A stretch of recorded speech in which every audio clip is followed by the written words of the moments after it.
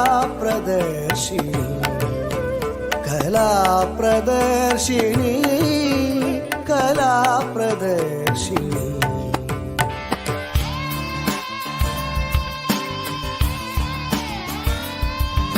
कलाप्रदर्शिनी कलाप्रदर्शिनी कलाप्रदर्शिनी कलाप्रदर्शिनी कलाप्रदर्शिनी कलाप्रदर्शिनी तत्तुम तत्तुम तत्तुम तत्तुम तत्तुम तत्तुम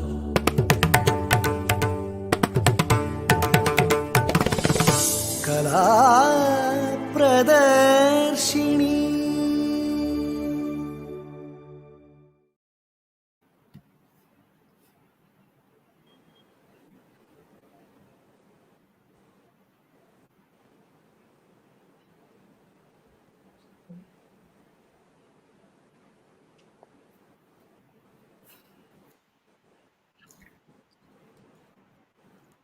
Namaste. We welcome all our viewers back to the Arth series. Today, November 7th, coincides with the birth anniversary of the Nobel Prize winning scientist, Madame Curie, who is remembered for her discovery of radium and polonium and her massive contribution to the fight against cancer. Today, we have a very, very eminent and reputed counselor, conqueror, maybe even warrior, and one of the greatest support systems that we could think of in the field of cancer support. And it's none other than Ms. Neerja Malik. She has vast experience as both a social worker and a teacher in various schools, and she has counseled patients afflicted with cancer and their family members and their caregivers for the last 21 years. She calls herself a conqueror rather than a survivor and started the Apollo Cancer Support Group on 8th of March 2004 and also inaugurated the Polachi Cancer Support Group in February 2018. In this regard, she was invited by the Department of State, United States of America, as the participant of the first ever International Visitors Leadership Program in breast cancer in 2008. She discovers that she leads by example because she very strongly states that if I can do it, so can you. The direct and simple way of her attitude towards cancer support she has discovered along the path was love, fun, and laughter, God, faith, miracles, death, acceptance, attitude of gratitude, abundance, and living in the now. And how all of these has helped her face and tackle adversities and conquer not only cancer, but life, not just once, but multiple times. We are so happy to have you on our show.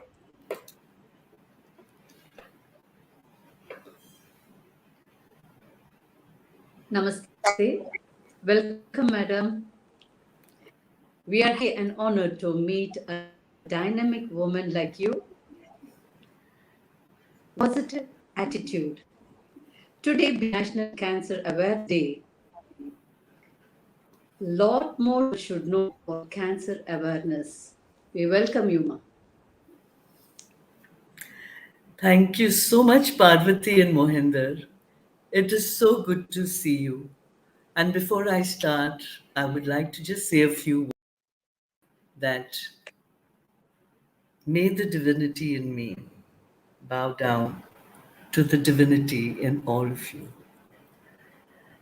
And I am really honored to be invited here today so that I can speak straight from the heart. And before I say anything more, I would really like to thank Nandita, Parvati's niece and Mohinder's cousin, for inviting me here. So today is a lovely day. It marks two important dates: Madame Curie's anniversary and Cancer Awareness Day. And what I would like to really bring to everyone's notice is that earlier People were traumatized, shocked, shattered when they heard the word cancer. Beads of sweat would pour down their brow, and they wouldn't know what to do. Why? Because the stories they heard, let's say 100 years back, 50 years back, were disaster tales where everything always ended in death and destruction. But let me assure everyone that things have changed since then. I mean, why should I talk about change from 100 years back or 50 years back? I have witnessed change between the two times that I went through cancer. So I was first diagnosed with left breast on Friday the 13th of February 1998. And then the second time, it was on the 17th of November, the same month, yes, in 2004. So I can tell you, I can assure you that there has been a vast change between the two sets of facing, not fighting cancer. But before I proceed any further, I would like to bring to your notice the 3 points that I speak to when I start counseling a patient. The first thing I tell them is, please consider the word cancer as only a word, nothing less, nothing more. Now, when I talk about a cell phone or a table or a chair or a fan, do beads of sweat pour down my face? No. So therefore, we should utilize the word cancer as only a word.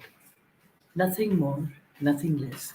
Because all the emotions that go into this word are feelings and emotions that we put into it. Feelings and emotions that have come down the generations. Because yes, perhaps we have lost many. And Parvati, let me tell you that in my family, in 3 generations, more than 40 people have passed on due to cancer.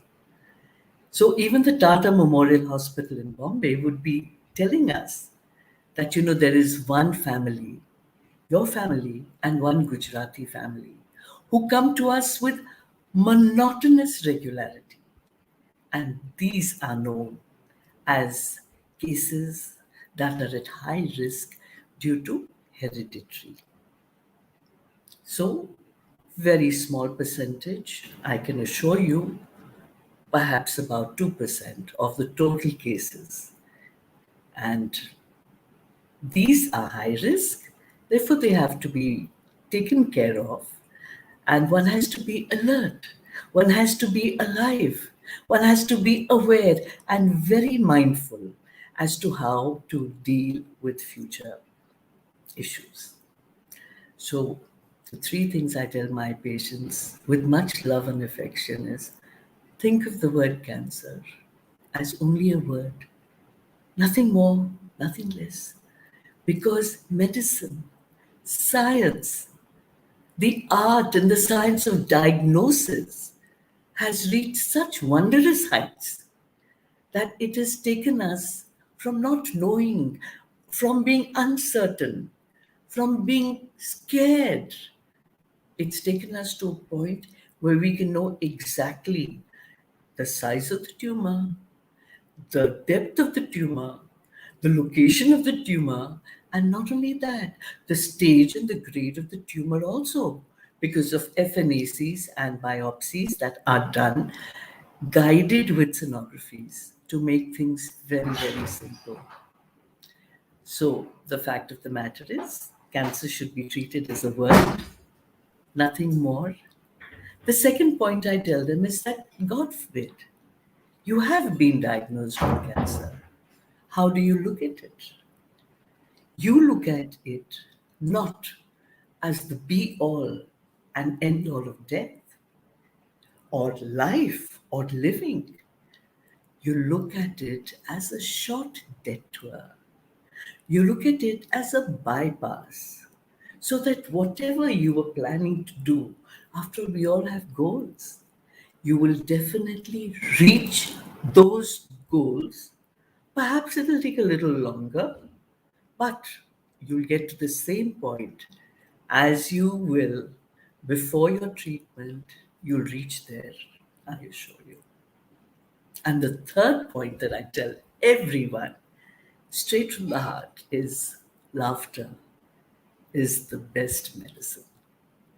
So these are the points that I ensure that my patients, their family members, their relatives, their friends are given this kind of a foundation so that they feel that yes, cancer is not something to be dreaded, to be traumatized, to be shocked. Yes, it's not like in the movies where every cancer patient reaches its end. In fact, whenever I meet someone from the filmy dunya, I always tell them, I said, why don't your heroines and heroes actually face cancer and live and enjoy life as many of us, I promise you, are doing? There are many of us, my friends, a lot of them, who have gone through cancer and they're rocking, they're enjoying life, and they're giving back to society in a simple way of helping others go through the same thing because they know how I have helped them emerge literally from the darkness of a tunnel to the other end where there is light. Madam, That is, I think you bring up a very, very on a positive note. You said like how your friends have fought this through and are living splendid lives, but you yourself have gone through this, and today you're a globally renowned counselor, a positivity creator. What drove you into this journey of becoming a counselor, and what was your inspiration? Was it the lack of that you said like I need to do something, or did something else drive you into this? Mohinder, what a lovely question. Because I have a lot of intense faith in God. And I also know that nothing happens without something or the other being guided from up above. So I was a very friendly, gregarious child. And even from the time I was in the nursery, the teachers somehow chose me to look after the new entrants. I must have been like 2.5, 3, and I would look after them. I was always a bigger child, taller, broader. And so from a very early age, people have used my broad shoulders to lean on, to cry on, and to share the burdens of their emotions, their heart, their soul, everything. But God had a plan. So he said, okay, here's this girl who has the gift of the gab. She's very secure in herself. She has a wonderfully warm family, which has raised her up with a lot of encouragement. She's very adventurous. Then she goes further and she does a graduation in social work. So she has worked in schools as a social worker. Then she's gone further and done a B.Ed. So she has worked in schools as a fourth standard class teacher and voluntary work in many schools. Then he said, now that she has the skills of casework, group work, community work, gift of the gap, let us go one step further. So the Almighty One said, now I am going to give her lessons in the University of Life. And what were these lessons, Mahinder? These were a wonderful marriage, many, many, many premature miscarriages. So I got married in 78, but premature miscarriages galore. Then in 1987, I had a stillborn in the 8th month. Then in 1990, I had twins who were 2 months and 5 days premature. And I was in hospital for a month before they were born.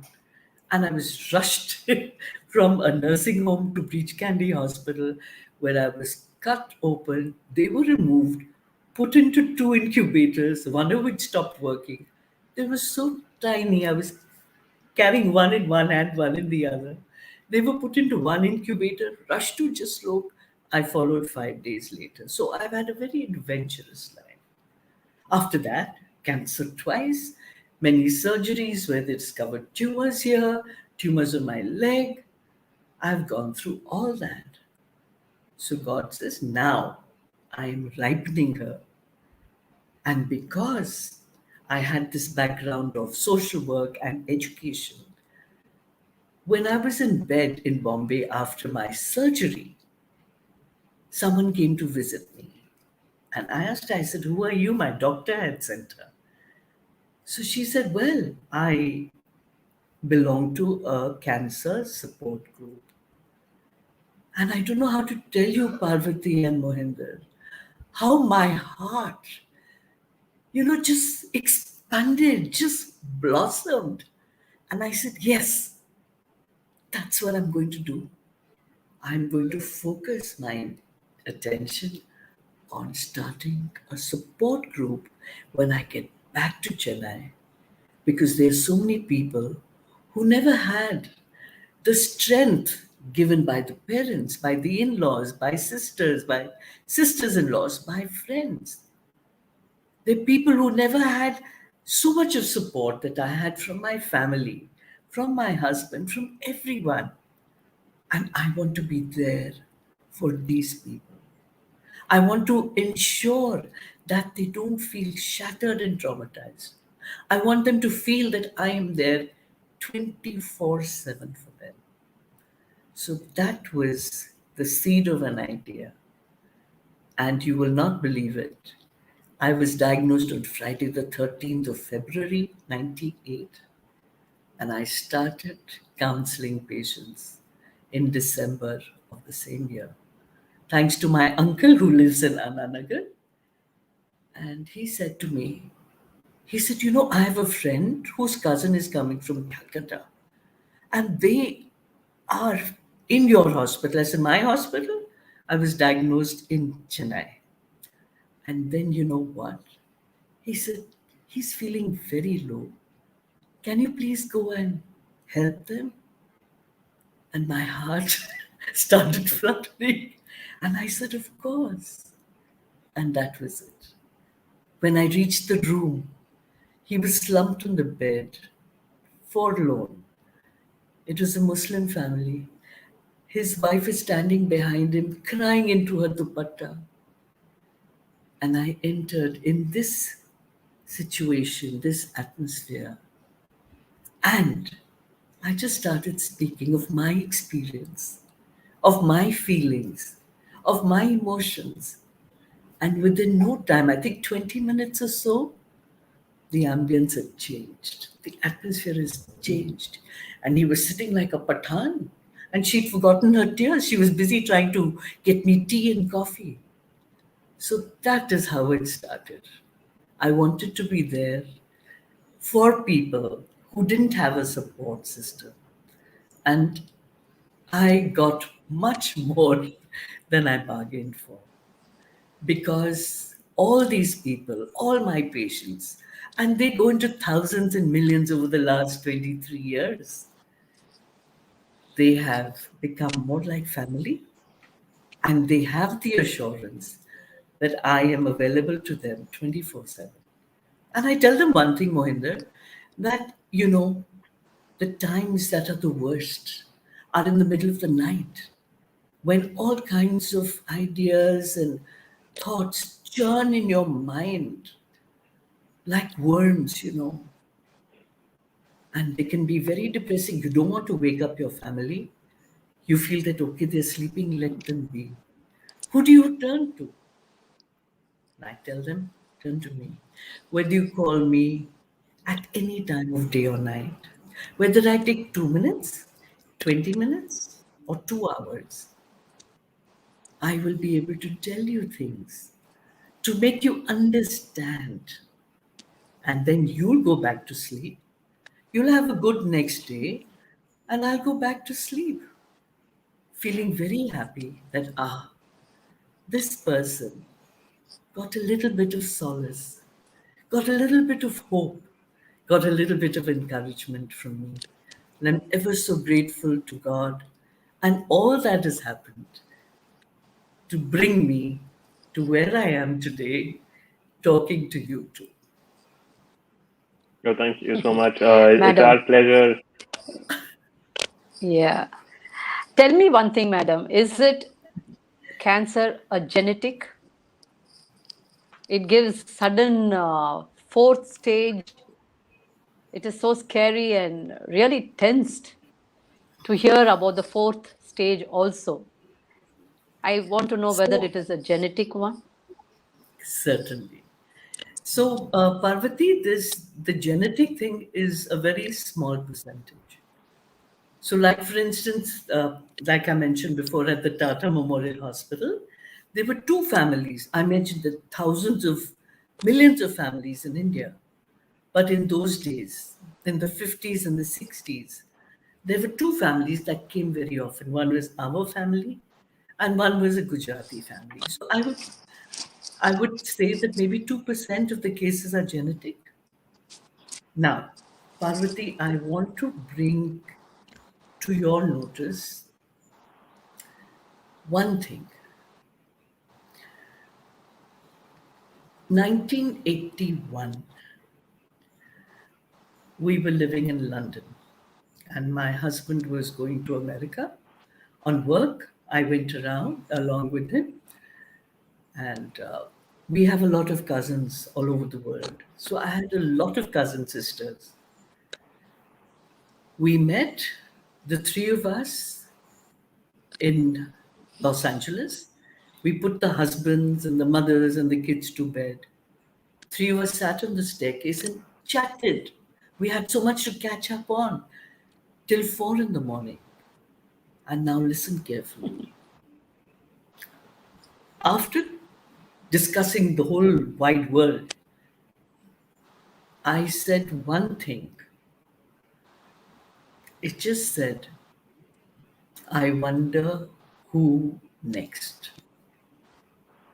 I didn't have to explain it to them because we've come from the same family. These were the daughters of my father's two sisters. But what I want to say here is that they say that words are powerful. And when you put something in the atmosphere, it's literally like saying, come, get me. So I always tell people about this because I said, it doesn't matter if it's hereditary or not. In most cases, it is not. But be careful of what you think. Be careful of what you say. Be careful and aware and mindful because you never know what you say comes true. And you will not believe it that out of all the cousins I have, from the three of us, I was diagnosed in February 98. My older aunt's daughter was diagnosed in 2001, June. And my younger aunt's daughter, she was diagnosed in 2008 and October. And all three of us had breast cancer. And the last cousin in 2008, she actually had two different tumors. They were not the same. So she needed two separate chemotherapies to be able to attack and to control and to get rid of those.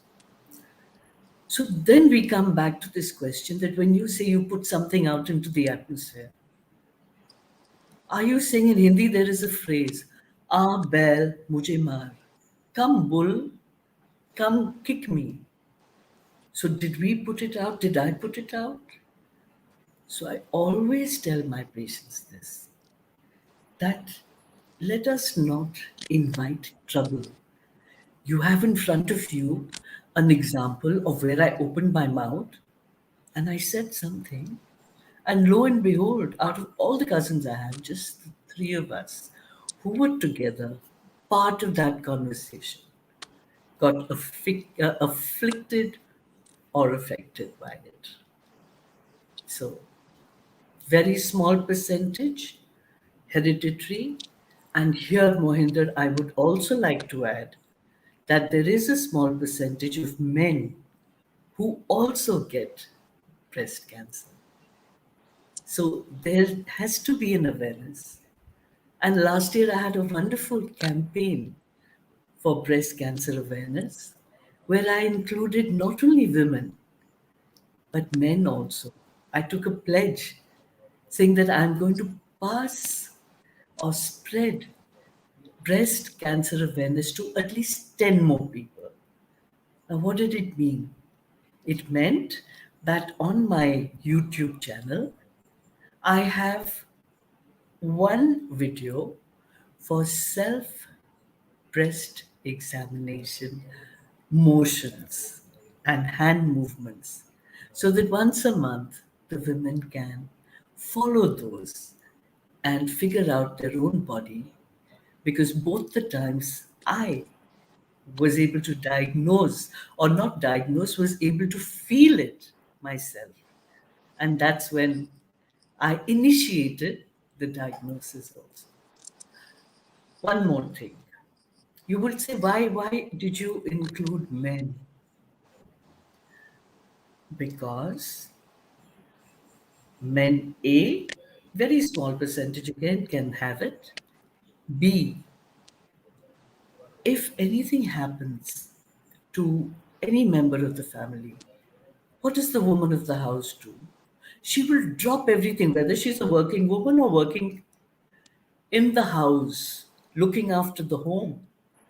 She will drop everything and rush her mother, father, mother in law, husband, kids, relatives, aunties, neighbors to the hospital.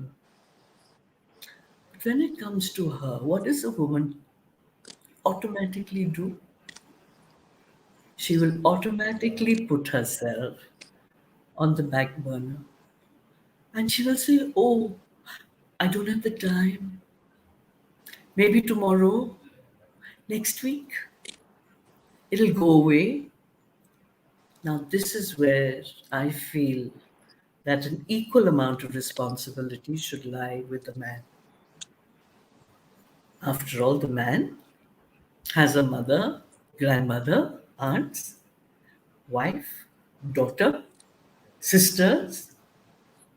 And I think that compassion, that consideration, that responsibility, that focus, that these women belong to my family and I need to look after them.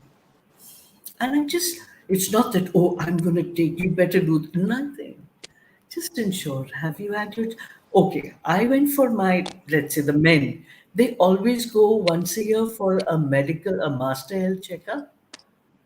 A woman can go once in 2 years. You know, my friend Khushbu, the actress, when she turned 35, she gave me a call and she said, "Neerja, I want to gift myself something." I was very intrigued. I said, "What do you want to do, Khushbu?" She said, "I want to gift myself a mammogram." So I tell my friends, in fact, there are lots of people that I've taken as groups to hospitals, literally like a picnic.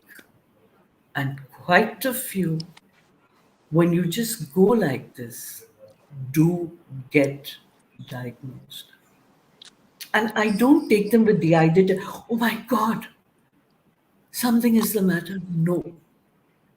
The idea is that when you go for a mammogram or when you go for, a sonography, whether it's a man or a woman, whether you're going for your prostate or your colon or your breast or your uterus, your everything.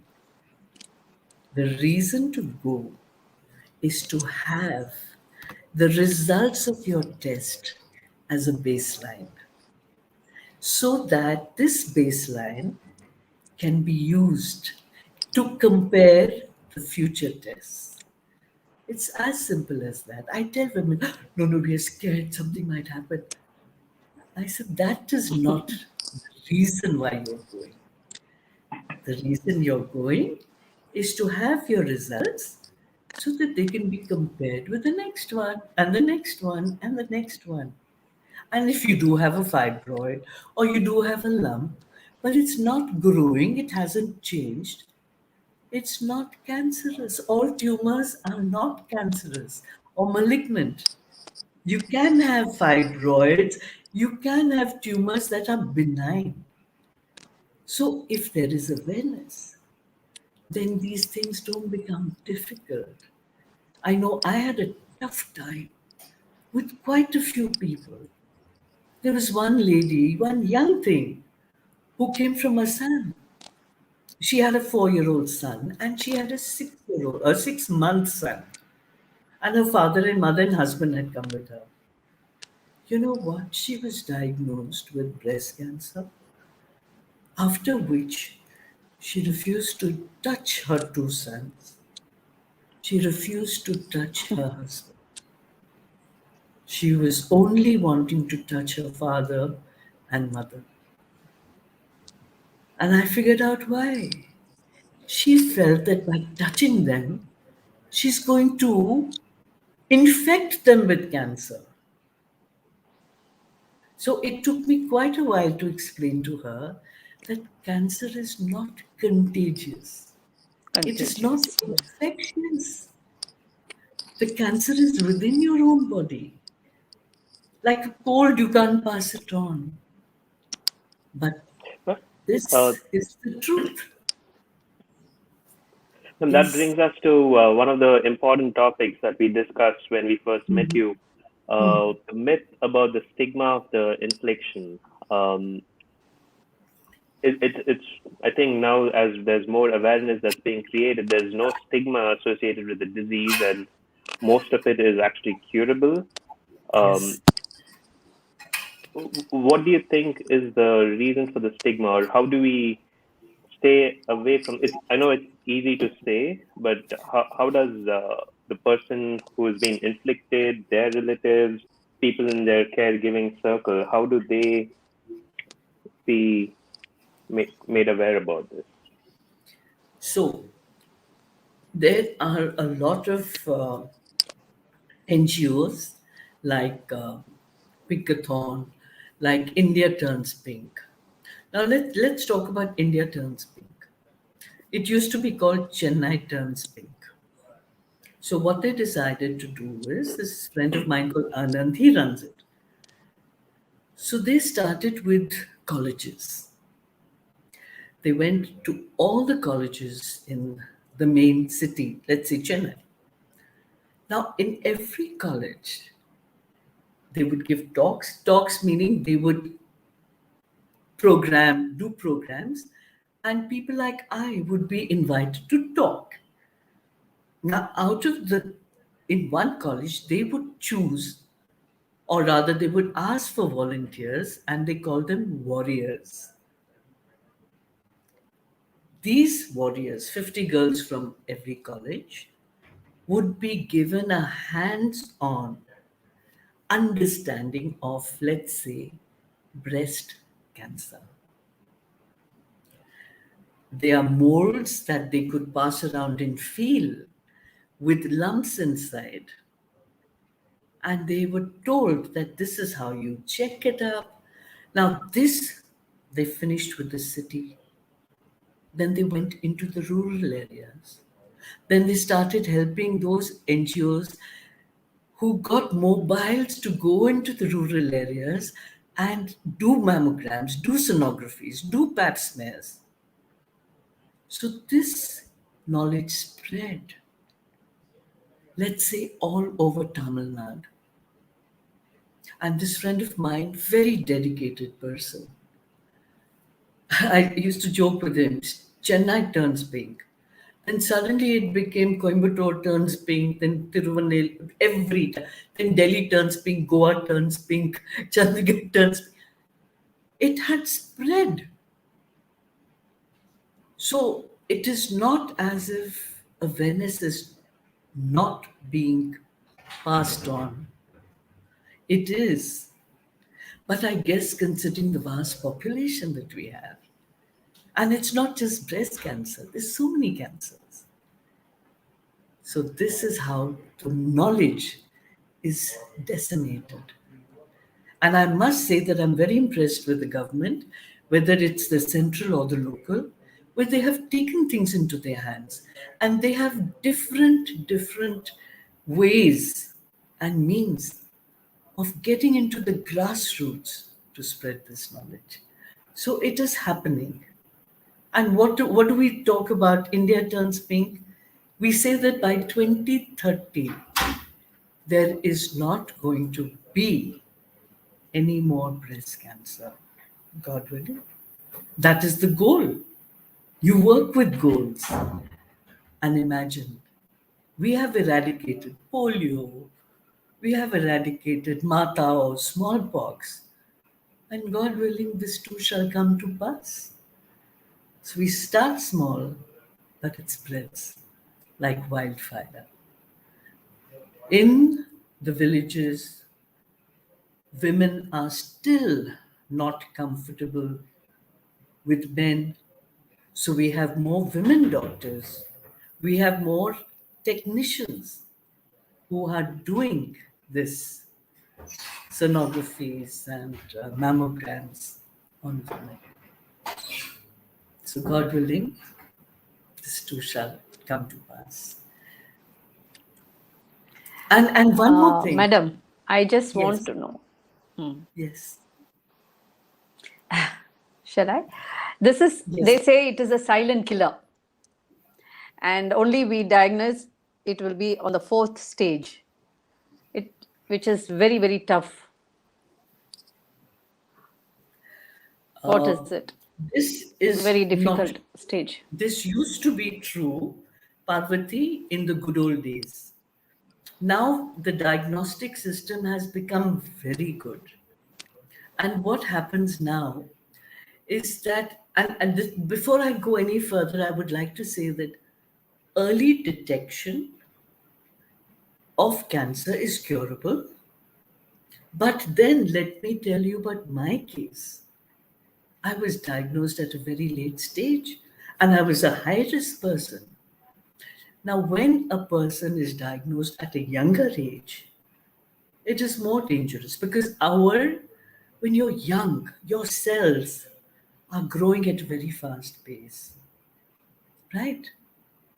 As you get older, supposing someone comes to me with their mother and says, my mother, and I say, you're so lucky.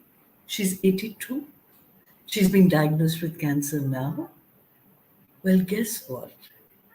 As you grow older, what happens is that your cells also start slowing down. Your ordinary cells slow down. They don't change frequently. They don't renew frequently. That is the same with cancer. So in a way, the older you are, it's better to get cancer then, because your tumors then don't grow at such a fast rate as they would when you were younger. So with my case, I was diagnosed the first time when I was 44. And with my family history, they really knocked me with very aggressive treatment. Second time I was diagnosed at 51. And now it was a double whammy. The treatment is very aggressive. Now, what are the good points that I can share with you between 98 and between 2004? The good points are that when my surgery was done in 98, they found a bigger tumor in my armpit. So in those days, they just scooped out the armpit, literally. So if you touch it, there is a big khadda or a big well in my left armpit. When the same surgery was done on the other side in 2004, I got the shock of my life, because when I shut my eyes, as I was being taken into the OT, I opened it and I thought, I'm in some alien land. Because I felt that someone is looking down at me with binocs. And I think that perplexed expression would have been on my face, because I heard my doctor's voice. I heard Vijay Haribhakti's voice tell me that, hey, Neerja, that's me. I said, what are you doing? He said, I am going to do a microsurgery. So you can imagine the change in surgeries from surgery to microsurgery. From chemotherapy, I vomited a lot. I was very nauseous in 98. But in 2004, I didn't puke or vomit even once. Why? Because by then, not only had the medication changed, improved, furthered, but also the medicine to take care of the side effects of chemotherapy had improved. And talk about radiation. In the good old days, there used to be just cobalt. Now, if you go to a radiation, an oncoradiologist's office or a hospital, you will be given a wide array of choices where, excuse me, Shivani, can you just tell Papa to reduce his volume? Thank you. Where you are given such a wide range of choices, where the rays are so targeted that not only do they affect the tumor or the bed of the tumor, they will stop there. In my case, I had the rays put into my breast. But what do we have behind the breast? We have the heart, and we also have the lungs. And the rays were just straight. Now, you have the rays are simulated in such a way that they may go outward and then come down, so that they focus only in the bed of the tumor. They do not go beyond the breast into the heart or the lungs. So you can imagine what a wonderful variety of progress in all the fields. So that is where God is great, where it is much easier to have or to be diagnosed with cancer now than it was earlier. And I tell you, one of these days, we could probably go to the neighborhood chemist, maybe not in my lifetime, but we could go to the neighborhood chemist, give him a prescription for cancer, take the medicines home, and get cured. Madam, we are nearing our 45th minute now. There are some questions that are coming in. One of them is also what we were going to cover next. The stages that families that have been inflicted go through is the stage of discovery, and then you have the acceptance stage, and then you have the facing or the conquering stage. And I think the first two take a little bit longer given the brevity of the situation. But then could you share some thoughts? How can families go through this together? What kind of support? Because different people have different ways of reacting to a situation, but then I'd like to take this from two parts. One is from the person who is going through it, and one from the support or the caregiver's perspective. Can you share some light on that? Aren't you so lucky, Mohinder, that in me you don't have a 2-in-1, you have a 3-in-1. You have someone who's gone through cancer. You have someone who's cared for someone who's got many relatives, or even my father who's gone to cancer. And to boot, you have someone who's counseled cancer patients. So you have a 3-in-1, buy one, get one free. Here you invite one and you get 3 free. Okay, so there is one thing that I must share with you, because this is the crux of my counseling, and it came from my father. So when I was diagnosed, I ran to my father and I said, Papa, I'm going to fight it. And my father was an Indian naval officer. He belonged to the Indian Armed Forces. He won a Mention in Dispatches award in the 1971 war. And you know what this gentleman told me?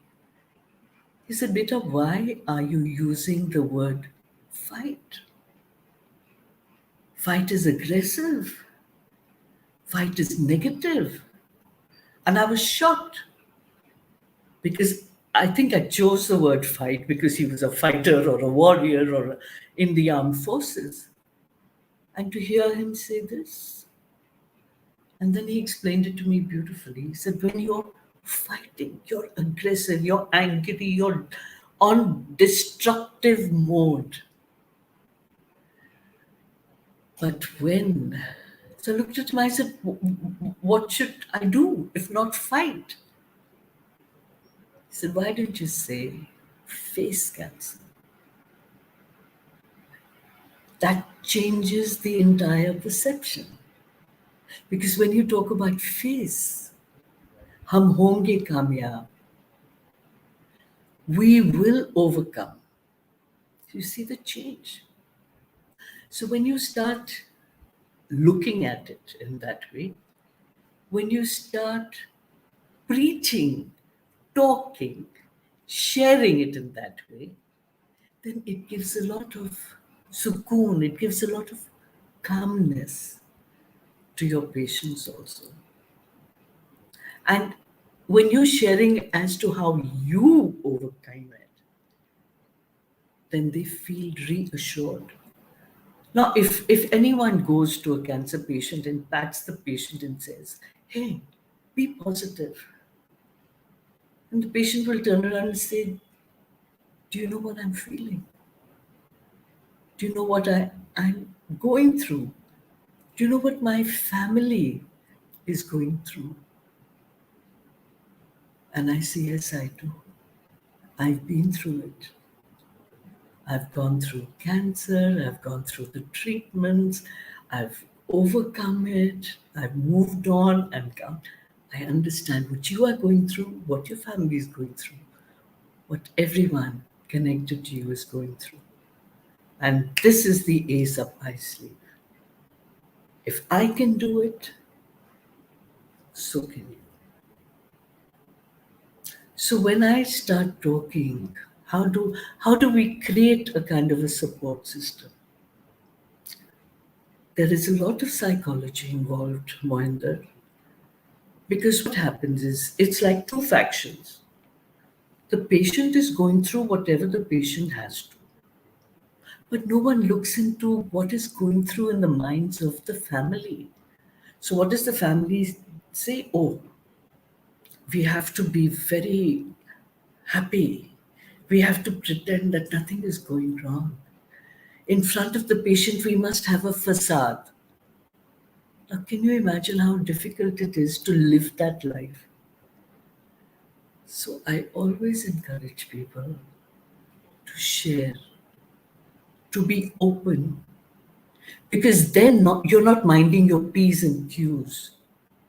You're upfront, you're sharing, and anything is easier when you're sharing it, your troubles become halved. So the first thing I tell them is, let us have joint conversations.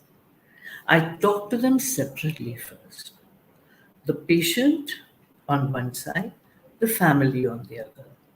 Then I bring them together because they should not be this facade. Because when you have a common goal, then it is better to work towards that goal together. Look at the amount of support. And where did I learn it? That everything was open, except for my 7-year-old twins. When I was diagnosed in 98, they were only 7. And what did the doctors tell me? They said, Mrs. Malik, you have 25% chances of survival. And not in India. You need to go to America, you need to go to France, because they had just started stem cell research in those days. And I wept for 3 days. I'm telling you this because a lot of what I have done is my faith in God. I wept for 3 days. And then suddenly, out of, that tube light and enlightenment, the idea struck me that did God come down and say that your days are numbered? Did he wag his finger? It means you're going to die? No. This verdict was given to me by a human being. Yes, God is Doc. And Doc is God. I trust doctors implicitly and followed every direction of theirs to the T. But that feeling had to come from within, that I am going to live. And what am I going to live for? I have to have a goal. Therefore, I know that every patient of mine needs a goal. I'm going to live for my twins. And that was 23 years back. And I've had another bout of cancer, many surgeries, septicemia 3 times. I'm still living for my twins. That faith has to be there. Faith in your God, in your guru, in your family, your friends, and more than anything, in yourself. That entire surrender to the one above, that he knows best. He has created me. It is my birthright to be happy, birthright to be healthy. And he is going to take care of me as my own parent would, and does. So it's a combination of all these things, be it from the caregiver's point of view, the counselor's point of view, the patient's point of view. The knowledge that you don't lose hope, the knowledge that you have faith, the knowledge that you tackle one day at a time, the knowledge that this too shall pass, that the effects of your chemo, your surgery, your radiation is temporary. I tell them your hair will fall. Apni khet ki mooli hai, which means that it's the field, your own field, from where you can grow carrots or whatever you want to, your radish. Hair today, gone tomorrow, back day after. Temporary. If you are positive, that positivity reaches your mind, your cells, your body, your emotions. And in 23 years, I have figured out that a lot of it is in the mind. If there are 10 people like Neerja Malik, same size and everything, same medication, same disease, 3 will die on the spot. Only because of fear. False emotions appearing real. So a lot has to do with the mind. And that is why you need to support someone who's going through this and their family member. What does the family do? They'll say, oh, in front of are patient. We will be calm, supremely serene. They go into the ICU and they're very, very, all is well. Yes, yes, great news. And the minute they come out, they will beat their chests and they will cry. And then it is up to me to tell them, you think that the walls can stop the vibrations of your trouble going through the wall and not pulling your patient down? Do you understand what I'm saying? When a little child cries, why? Because when the mother is going to feed it, let's say she's had a fight with the husband or the neighbor, he feels traumatized. She hasn't told him, hello, I had a fight, so I'm in a bad mood. The child picks up the vibrations of an unhappy mother. The same way, the patient feels the vibrations of his family, even though they're just separated by a wall. And that is where, Mohinder, I tell the family members that, instead of crying, instead of weeping, do something proactive, productive. And they'll say, but this is how we feel. I said, yes. But at the same time, if you spend praying, sending energy, strong strength, vibrations to your patient, the patient will feel uplifted. Don't they say power of prayer, faith in God, so many things?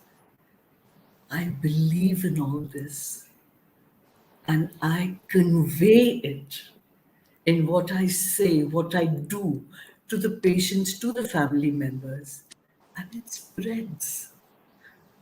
And that is what I'm grateful for, that I can, in my own small way, be an instrument to change things for patients and their families.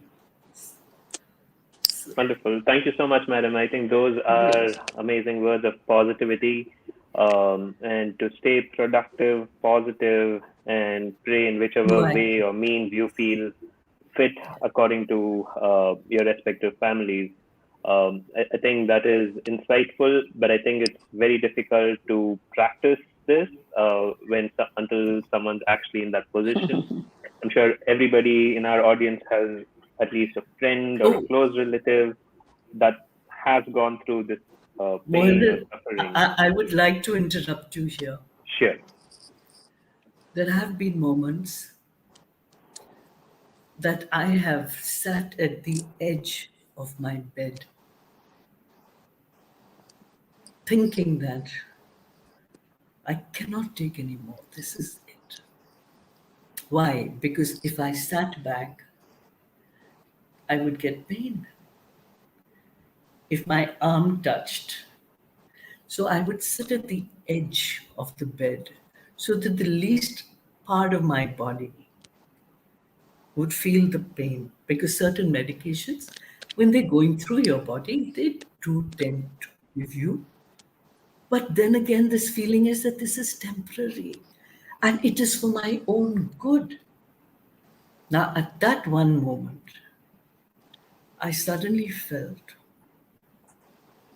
a hand on my head. And I looked up and call it hallucination, call it itcha, call it anything. I felt the position. I felt the presence of Shirdi Sai Baba. I believe in all the gods and goddesses. I believe in Mother Mary, Allah, in Jesus, in Buddha, in Saint Michael. I believe in Kuan Yin, the goddess of mercy. Ramana Maharishi, Yogananda, everyone, they're all my friends. And these moments, Every time I went to the hospital for something, my father would put his hand on my head and say a mantra. The day I was diagnosed, it was Friday the 13th. 14th and 15th, I had already enrolled for a Reiki course.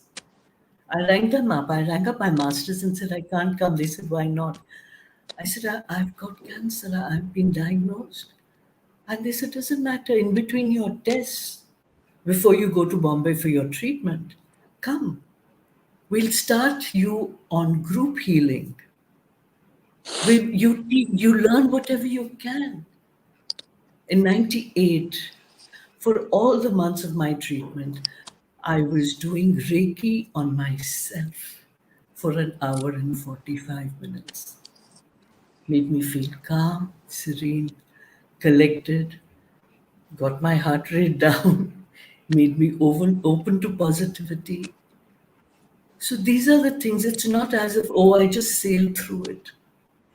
Right now, as you're talking to me, I've had a month and a half of excruciating rib pain because I have 3 broken ribs.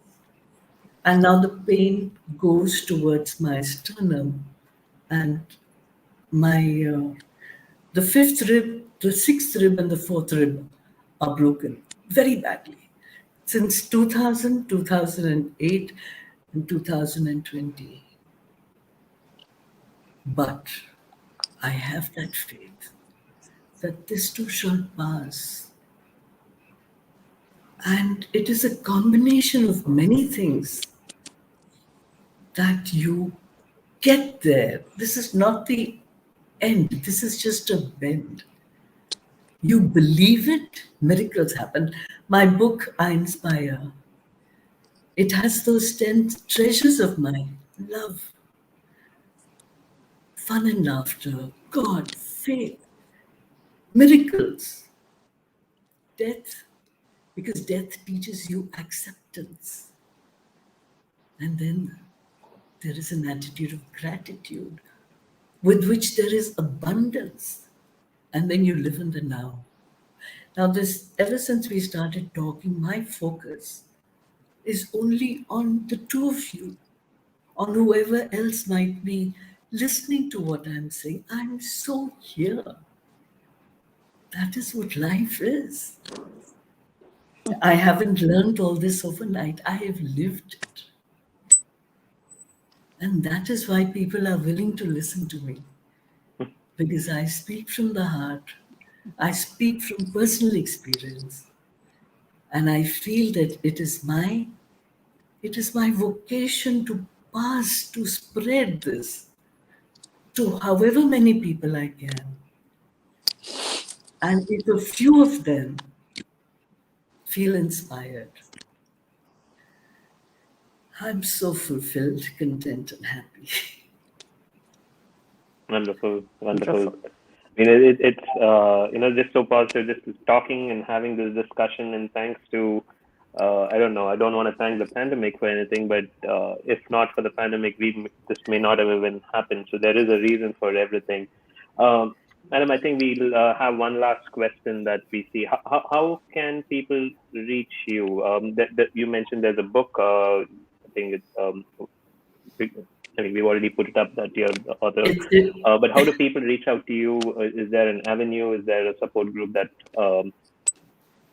Okay, me and myself. I did start a couple of support groups, and I was with Apollo right from the year I got diagnosed. I was working there voluntarily. Then I started the support group. Then I was a consultant counselor. But from 2015, I have been professionally counseling patients at my home. And also I've been traveling a lot. So people are most welcome to send me an email. They can get it from you. My book is called I Inspire. Actually, my email is Neerja Malik, iinspire@gmail.com. I have 2 pages on Facebook, 2 on Instagram. A lot of people actually connect with me on Instagram. A lot get in touch with me on Messenger, on Facebook.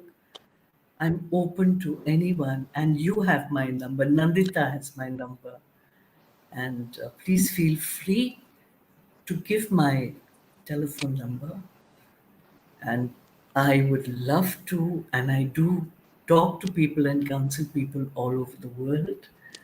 And I'm always Yeah. ready to listen and to spread the good word.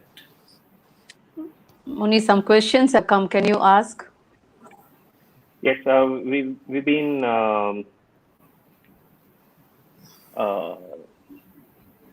sharing the questions over here. So one of the questions was, ma'am, I have a question. How do we know that we have cancer in the very first stage? Can we diagnose it through any symptoms?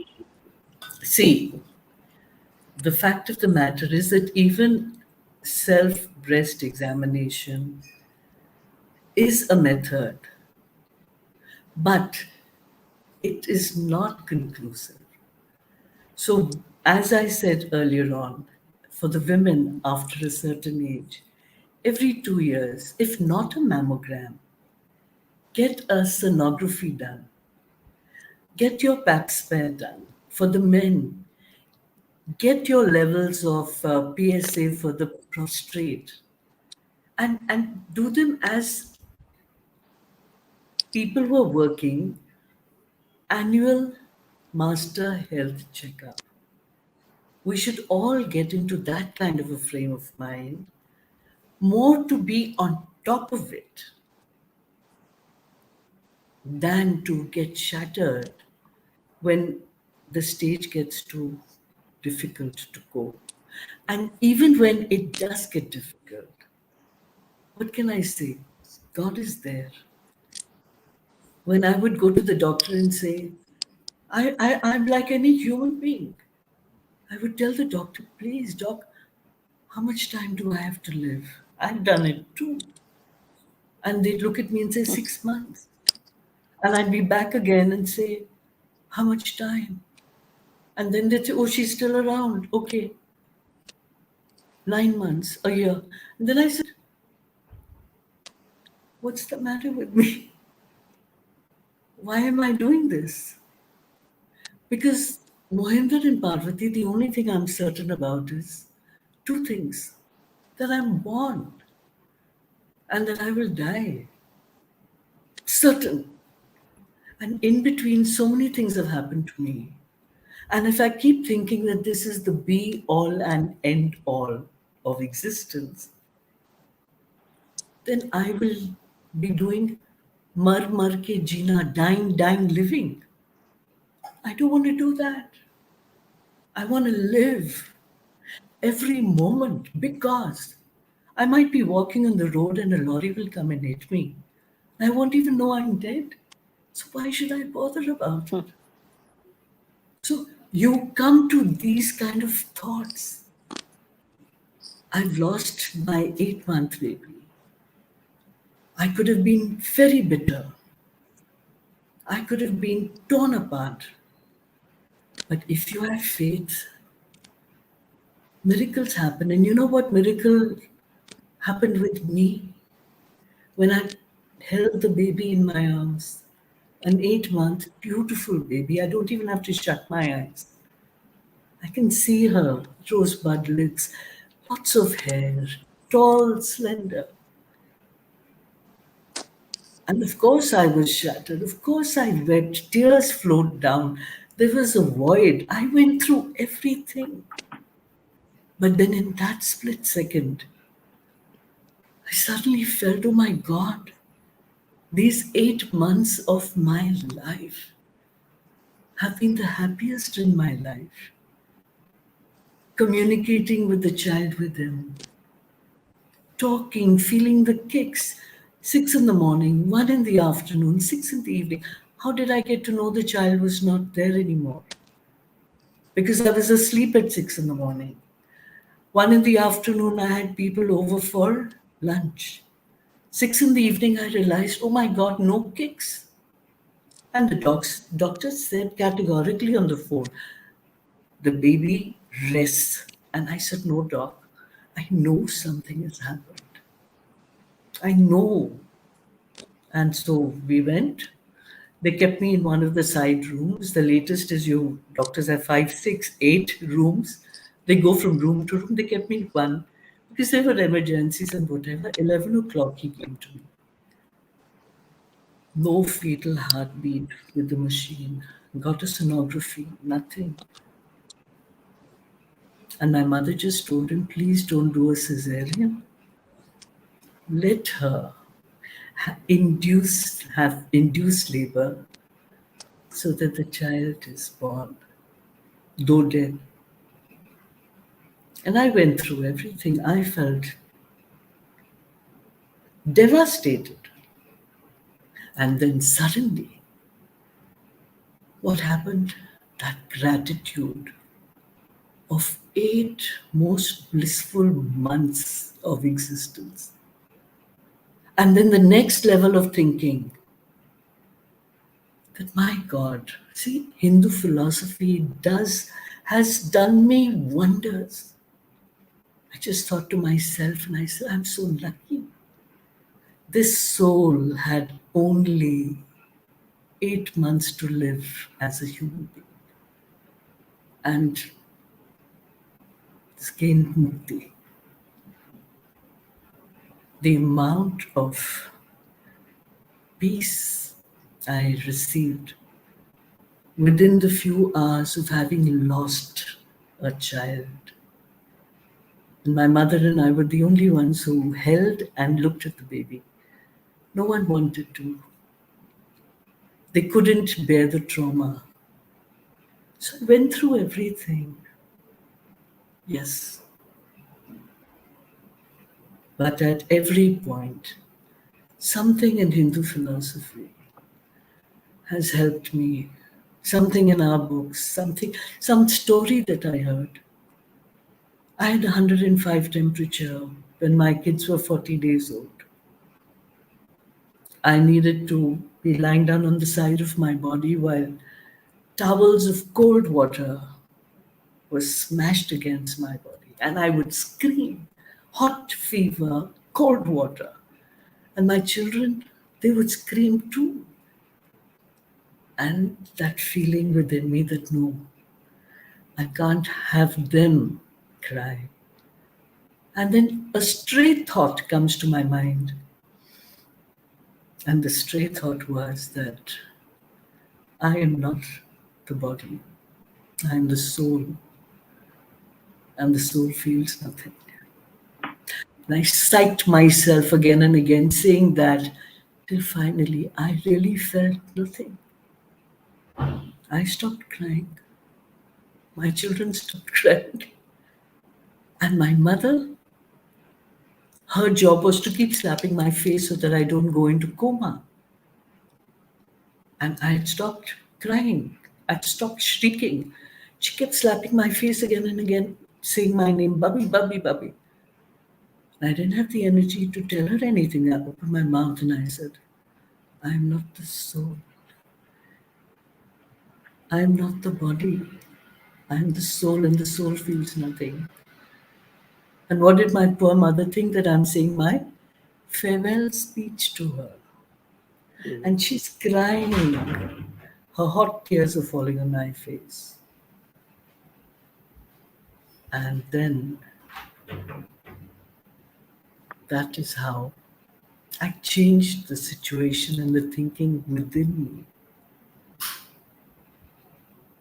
She sobered down because my face did not show trauma. It just showed an understanding, a knowledge. And some doctor came, gave me an injection. Next to no time, I was fine. So I think that if you are on that path of putting everything into the hands of the Supreme One, then somehow it is his duty to take you out of it. That is all that I can say. That is all that I can say. Wonderful. Thank you so much for sharing all your experiences. Listening to your story definitely gives all our audiences a lot of faith in putting putting things to perspective.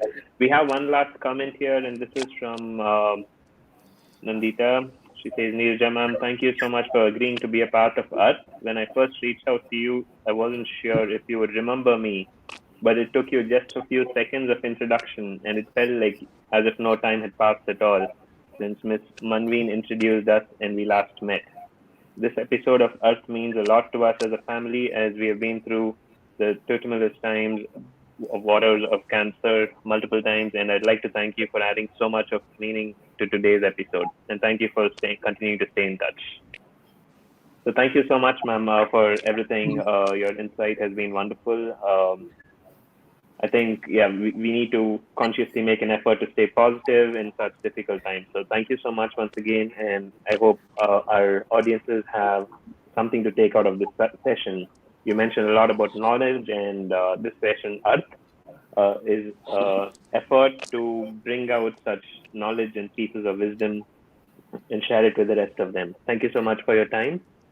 Mohinder, one thing. Thank you so much for your inspiration. Parvati, Lovely Parvati, words. Yes. My children's names are Shivani and Siddharth.